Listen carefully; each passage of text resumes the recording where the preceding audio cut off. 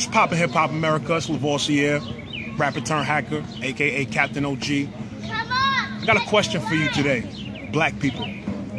I want to know today, 2015, who is responsible for the perception of black people and the things that go on in our community?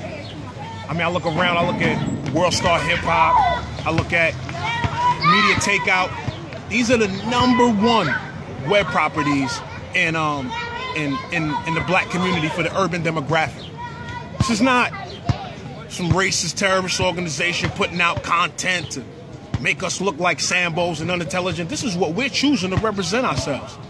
I mean, at some point, if we're going to cry justice and worry about Confederate flags, and other day a news article came out that Google is tagging us as black people's pictures as animals on the web and all of that. But who's responsible for that perception? I heard a statistic a couple years ago that said somewhere around 75 to 80% of white Americans do not live around black people, meaning by and large, they do not live where black people are, right? In neighborhoods full of black people. So what would be a person from outside of our community's point of reference for who we are and what we represent and what we're about? There's no other place to look but the content and media we produce.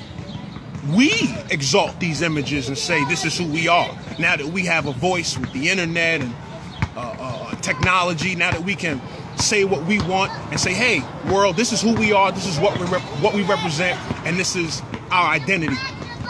We exalt these things. We, black men, are having kids with different women, leaving the women to fend for themselves in numbers too large.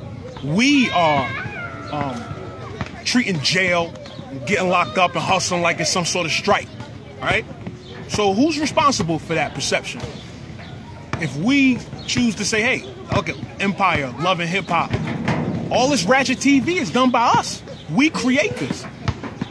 So why, when we celebrate these images and these stereotypes, if you will, and say this is who we are, why is it that when white people take it at face value, we get mad? Maybe they just believe what we're saying about ourselves, right? So can we hold them responsible, right?